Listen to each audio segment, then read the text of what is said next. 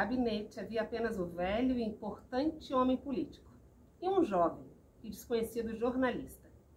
O local ficava no alto da montanha, uma casa com colunas mouriscas e pátios internos forrados de mosaico policolor. Das janelas, via-se no diamante líquido do luar o desdobrar infindável da cidade enorme embaixo. O homem político estava de pijamas e o jovem jornalista de fraque, apoiado no parapeito. Mas, então, Vossa Excelência será ministro? Quem sabe? Nada é certo neste mundo. Quem pode prever até que não o apontem ao Supremo Cargo? Sabe com que me entretive estes últimos dias? Com um livro interessantíssimo. Chama-se Memórias de um Cabotino. E veio mais uma vez trazer minha documentação, as minhas ideias sobre a organização da sociedade moderna. Deve ser então bom mesmo. Deve lê-lo. Afinal, meu amigo, não tem o curso completo e inicia apenas a sua carreira. Não se ofenda. Eu também não tenho o curso completo. E lá embaixo, na cidade, há mais discípulos que mestres. Como jornalista moderno, preocupado com o documento exato, talvez você não tenha olhado com olhos de olhar a evolução do viver urbano.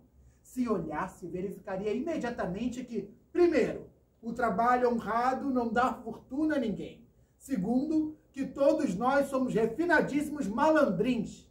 Terceiro, que não nos esganamos fisicamente, mas nos esfaqueamos e nos assassinamos moral e monetariamente a cada instante. O mais bandido, o mais cruel, o mais patife é quem vence. Quando não vão para a cadeia. Está enganado. Vão para a cadeia criaturas vulgares, sem energia e sem resistência. Os que não estudaram papel, os sentimentais, os fracos.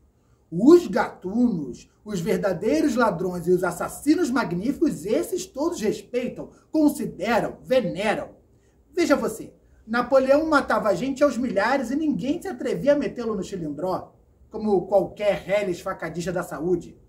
Os grandes banqueiros ou os chamados reis de várias indústrias.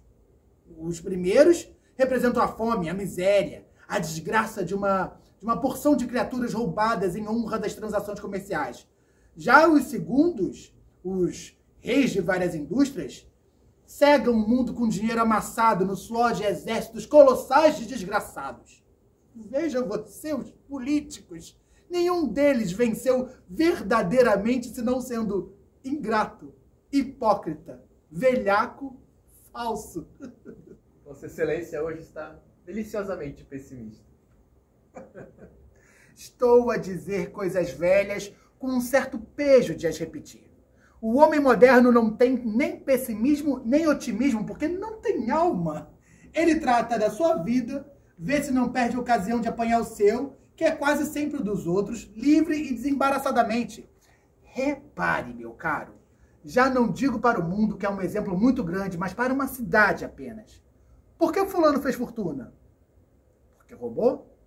Porque Cicrano está numa posição brilhante? Porque embrulhou os seus companheiros mais próximos? Eu que aqui estou falando, estou certo de que você é um malandro. Excelência, Eu faço-lhe esse elogio porque eu considero um tipo com probabilidade de vencer. E porque eu próprio tenho-me na conta de um espertalhão de primeira ordem. Até mesmo o ser que limita a sua ambição explora os bons sentimentos.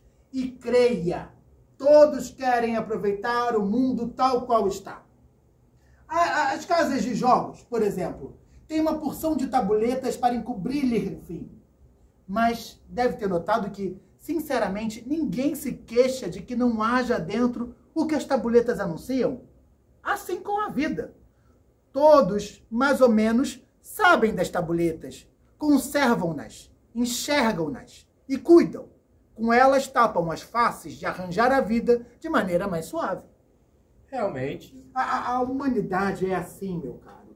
De forma que nós temos nas cidades modernas um sentimento geral de evolução espantosamente rápido. O cabotinismo. Como? A vaidade, por falta de elementos fortes em que se firmar, fez-se exibicionismo, que é cabotinismo em geral. Por ele se faz-se tudo. Por ele, nada se recusa.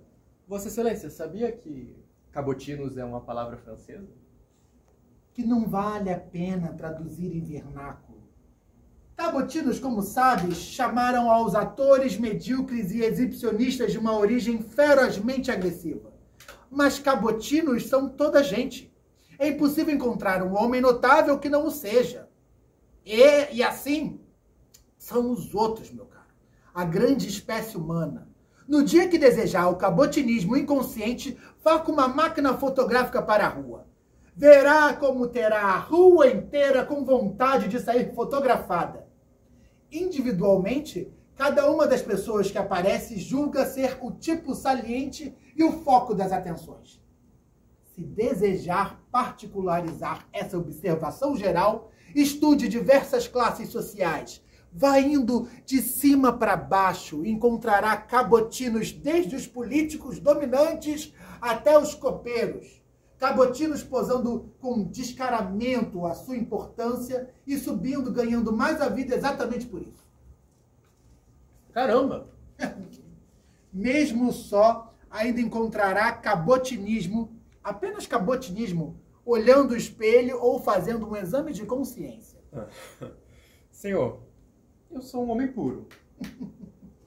Se estou a falar com franqueza, o Rio é o maior centro de cabotinismo as mais das vezes infantil, ingênuo, mas cabotinismo.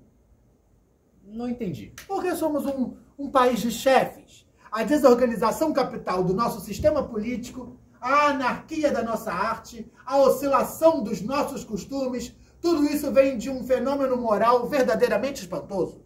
O Brasil é um país de revoltados em que todos, entretanto, são tratados de chefe. Chefes? Mas, meu caro, se faça de ingênuo. Aqui os homens ou são doutores ou coronéis, mas todos, irrevogavelmente, são chefes.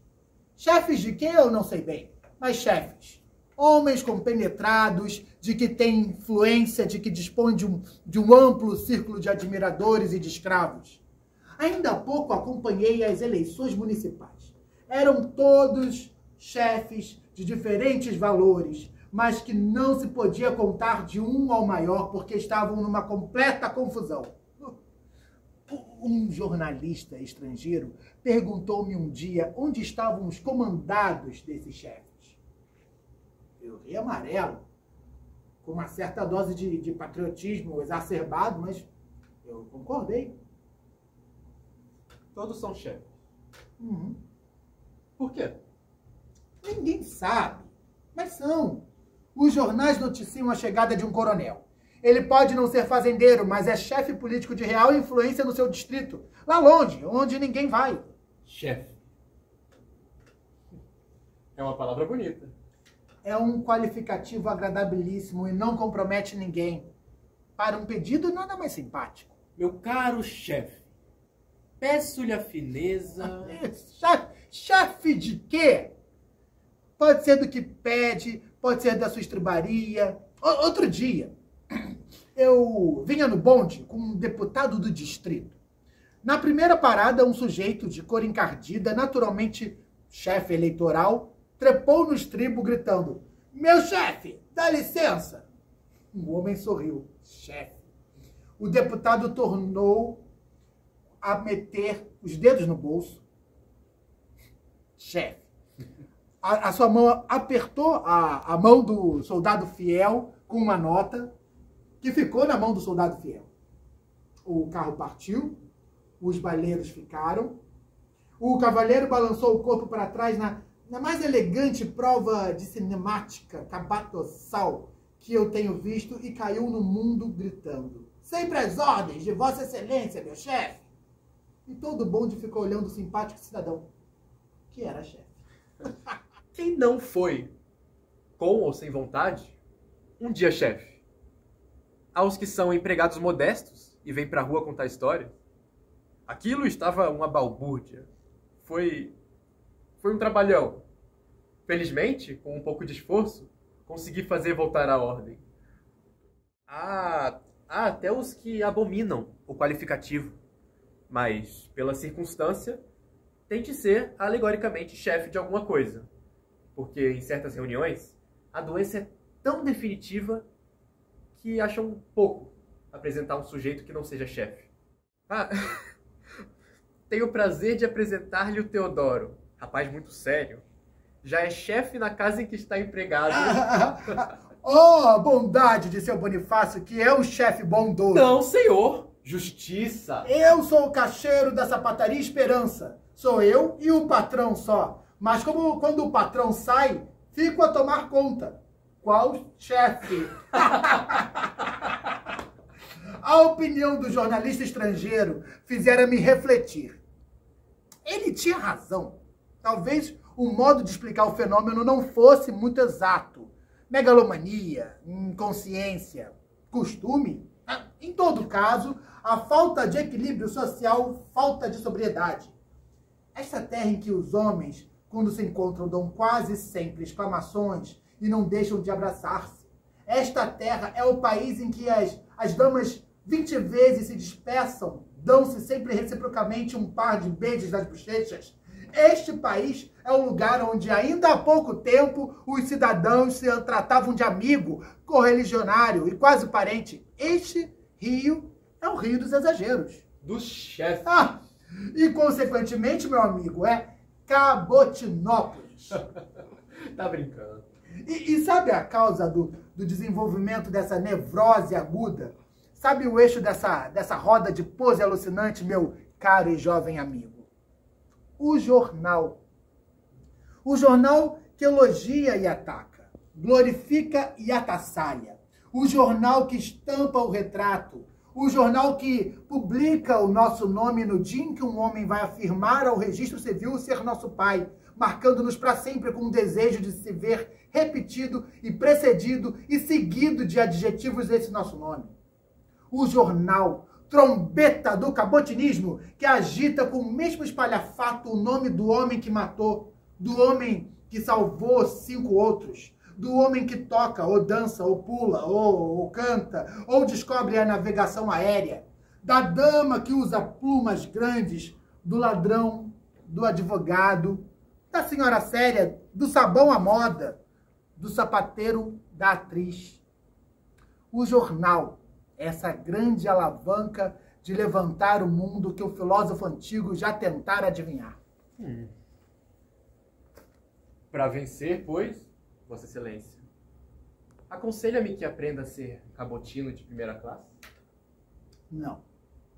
Aconselho-me a ficar jornalista. O jornalista é o tirano da Federação de Cabotinópolis. Fique no jornal. E se Vossa Excelência for ministro? Não o empregarei.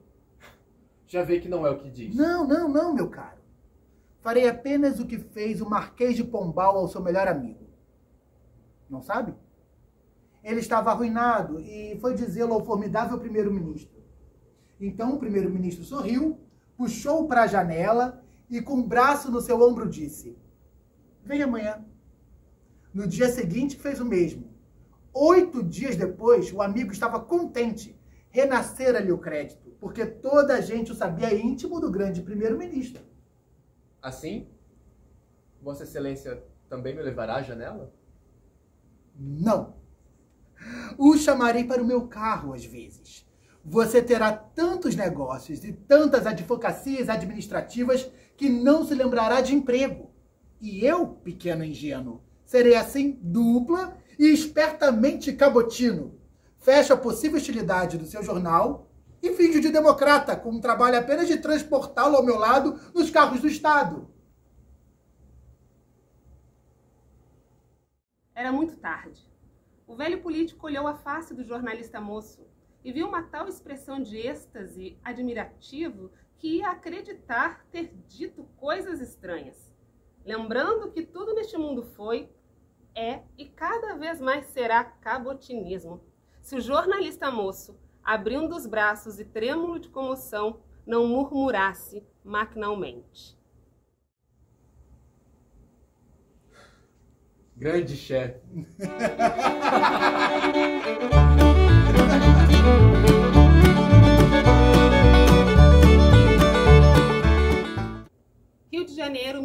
1911. Aquele era o último bonde de burros. Um bonde subitamente envelhecido. O cocheiro lerdo descansava as rédeas e o fiscal, com intimidade, conversava. Então, paramos? É a última viagem. Eles estavam num lugar triste e deserto. Vieram do movimento alucinante de centenas de trabalhadores, que em outra rua plantavam as calhas da tração elétrica e batiam os trilhos. O fiscal salta do bonde e olha para o burro. Ele, igual a mim, está triste e melancólico. Ele está finalizando o último ciclo da tração Moá. Sim. O burro, de todos os animais domésticos, é o que mais ingratidões sofre do homem. Bem se pode dizer que nós o fizemos o pária dos bichos. Como ele tivesse a complacência de ser humilde e de servir. Os poetas jamais o cantaram. Os fabulistas referem-se a ele com desprezo transparente.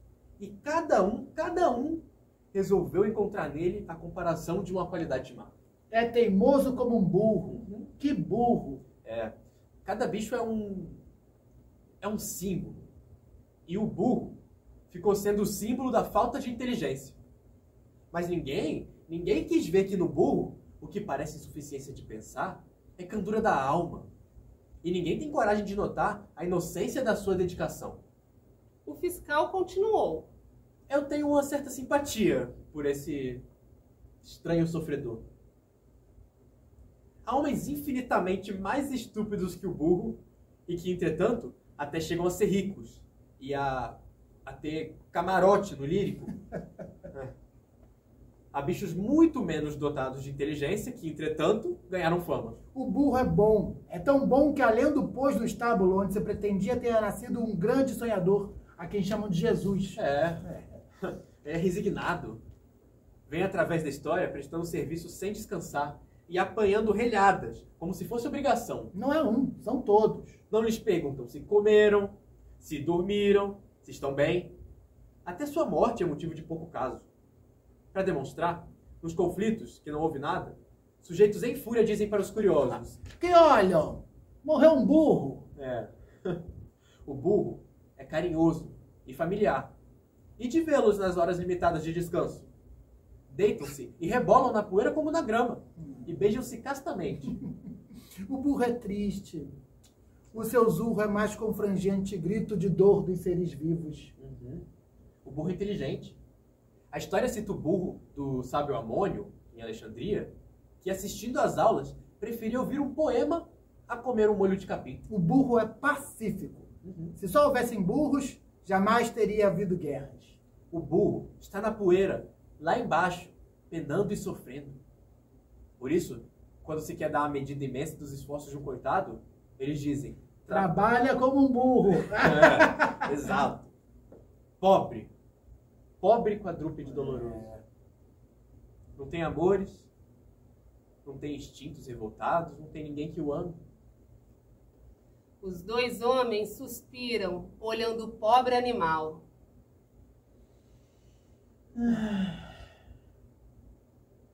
Ele foi a alma do bonde durante mais de 50 anos, multiplicando-se estranhamente em todas as linhas, formando família. Claro. Eram conhecidos os burros da Jardim Botânico, os lerdos burros da São Cristóvão e os fomeados burros da Carris. Eu via o último burro que puxara o último bonde na velha disposição da aviação urbana. E era, para mim, muito mais cheia de ideias, de recordações, de imagens, do que estar na Câmara e ouvir a retórica balofa dos deputados. O fiscal se aproxima, então, do animal amigo. Entre a força elétrica e a força das quatro patas, não há o que escolher. Ninguém sentirá saudade das patas. Com o desejo de chegar depressa. Sim. O burro do bonde não terá nem missa de 7º dia, após uma longa vida exaustiva de sacrifício incomparável. O que farás tu? Burro de bonde, além de ser especializado numa profissão, formava a casta superior dos burros. Sair dos bondes para as carroças é decadência. As carroças são substituídas por automóveis rápidos que carregam muito mais peso. Talvez o burro desapareça do mundo nas condições dos grandes sáureos. Em breve, não haverá nas cidades nem um para a amostra. As crianças o conhecerão de estampas. Em 3 ou 4 séculos, ver um burro vivo será mais difícil do que ir a Marte. A imensa, a colossal ingratidão do egoísmo humano. Naquele momento, o fiscal desejava saber o que pensava o burro. Mas de certo ele talvez não soubesse que era o último burro, que pela última vez puxava o último bondinho do rio, finalizando ali a ação geral do burro na aviação e na civilização urbana. Aquele burro representativo talvez pensasse apenas na baia, que é o ideal na vida para os burros. Sentia por ele a angustiosa, a torturante, a despedaçante sensação da grande utilidade que se faz irrevogavelmente inútil. Estava a vê-lo boiar na maré cheia da velocidade, como os detritos que vão até a praia, como os deputados que deixam de agradar a oligarquia, como os amigos dos governos que caem, como os sujeitos desempregados. Quanta coisa este burro exprimia! O fiscal pegou-lhe a queixada e quis guardar-lhe a fisionomia.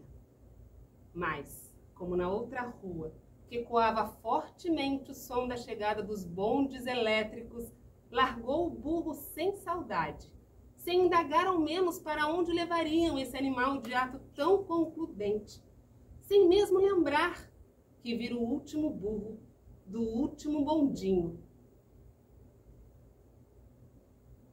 na sua última viagem urbana.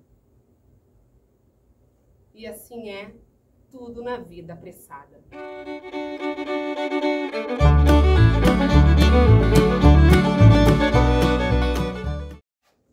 Vossa Excelência deseja? A dama, de uma beleza grave e modestamente vestida, acabara de entrar no estabelecimento comercial. Excelência talvez exagerado. Eu sou apenas a Madame Teixeira, uma criatura que a necessidade acompanha e que não tolera ociosidade. E que deseja trabalhar.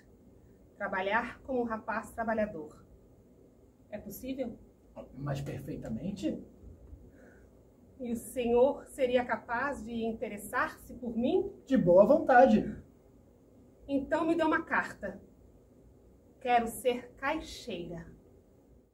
Não tive a menor surpresa. Sentei-me, escrevi um bilhete para certo grande armazém e entreguei-o. Madame Teixeira agradeceu sem excesso e sem requebros equívocos. Saudou e desapareceu no corredor.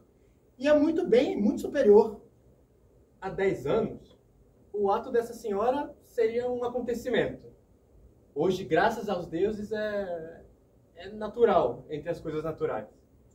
Nosso antigo preconceito, o preconceito lusitano de afastar as mulheres das atividades, obrigando-as à vida de parasitismo, é propriamente a libertação definitiva do sexo, e de modo lento e engenhoso.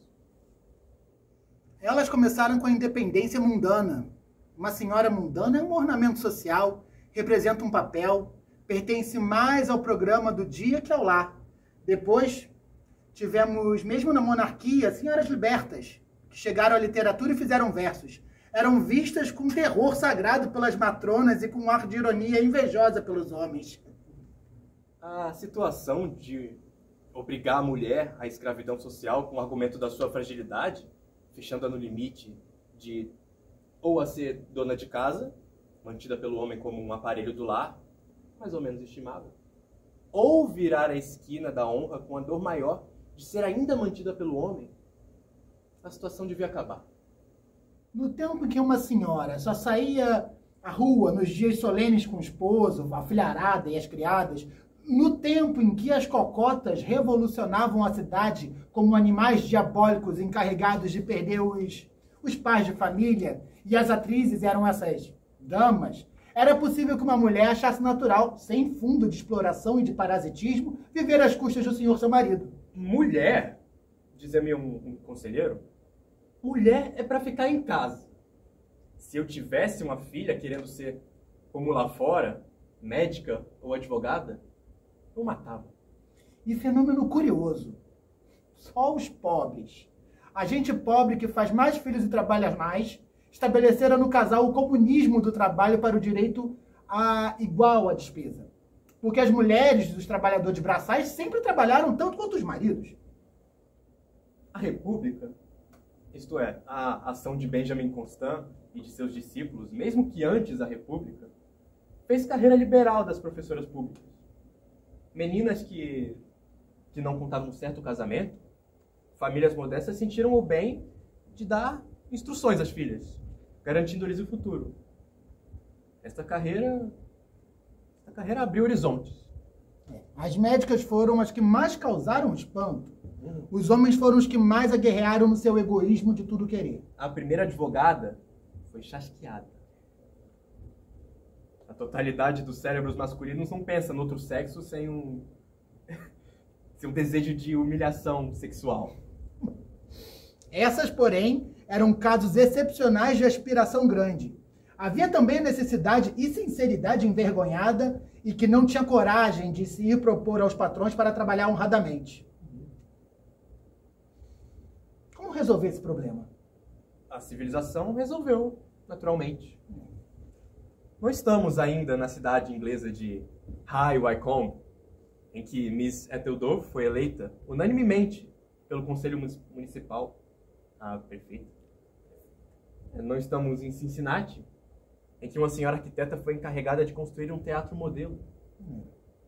Não estamos em Londres, em que as mulheres fazem meetings, querendo ocupar um lugar na representação nacional. Não estamos em país onde as mulheres cocheiras lutam pela vida. Elas guiam os carros da praça pelos boulevards. Ainda não temos mulher sanduíche. Sim. Mas iremos lá necessariamente e honestamente, abolindo os velhos preconceitos. Qual a situação da mulher atualmente? A mulher sociedade, mulher salão, bela, mundana, influente. Não existia outrora. Hoje veste no paquim, mantém um salão com recepções e 5 o'clock. E, em muitos casos, posto que não pareça, associada ao homem político. Um diretor de jornal dizia-me outro dia sobre um ministro: este X está insuportável, mas eu dei minha palavra de honra a Madame Z que não o atacaria. Ai, era verdade. Tem também as literatas.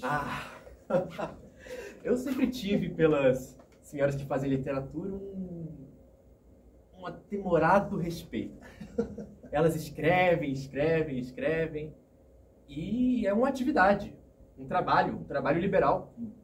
Tanto que uma senhora chamada Jane Messini já fez uma conferência com o seguinte título afirmativo, apesar da interrogação: é a mulher de letras um tipo social? Mas, ao lado do exibicionismo irritante e da vaidade ativa, há o labor contínuo e modesto que as iguala aos homens. Nos grandes armazéns, o caixa é sempre uma senhora. Várias seções são ocupadas especialmente por mulheres. Nos botequins, nos restaurantes, elas lá estão fazendo trocos. Senhoras belas e distintas são agentes de seguro, andam a trabalhar desde cedo, agentes de anúncios, repórteres reclamistas, professoras de línguas.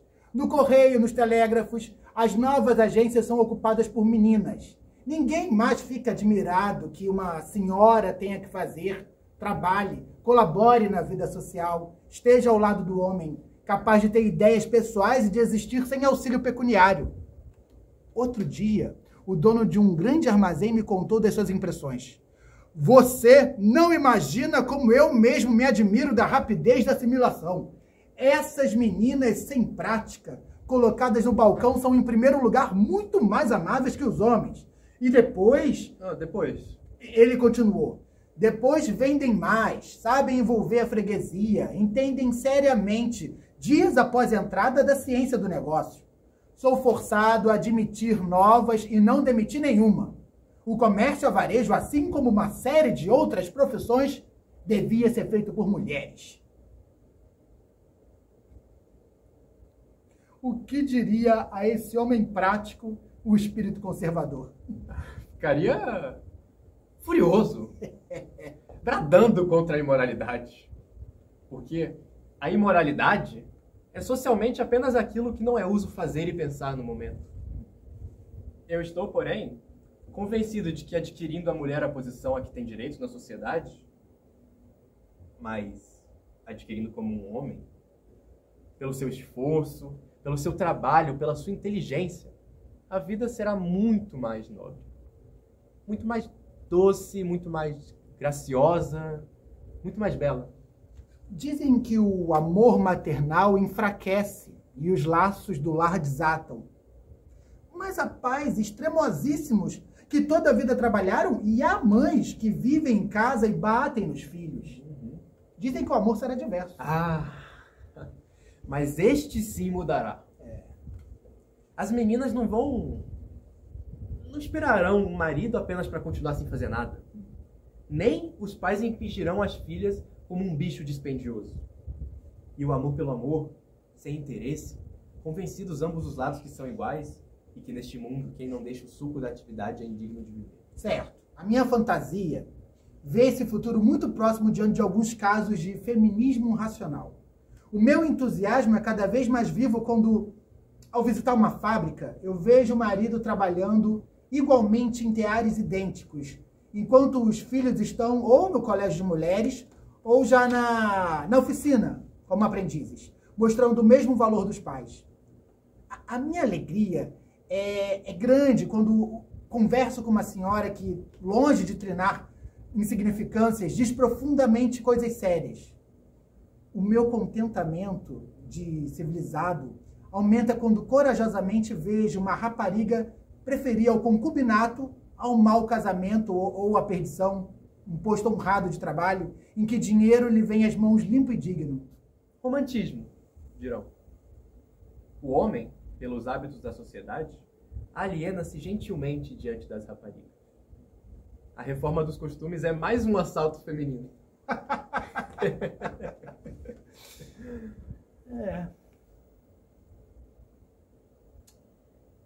Eu considero-as meus iguais.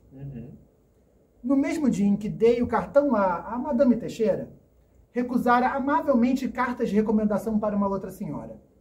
E recusei como recusaria um homem. Para mim, há a certeza de que o feminismo ativo não é dizer bobagens e fazer livros idiotas, mas corajosamente pôr-se ao lado do homem e ser sua companheira e a sua igual na vida, utilizando as suas qualidades no aperfeiçoamento da sociedade. Dias depois de dar o cartão para o grande armazém, encontrei o proprietário e ele me disse: já está empregada a sua protegida, excelente e com 2 filhas muito inteligentes. Meu amigo. As mulheres que têm servido sempre as transformações lerdas da civilização masculina são, no século da atividade febril, desejosas de se igualar ao homem.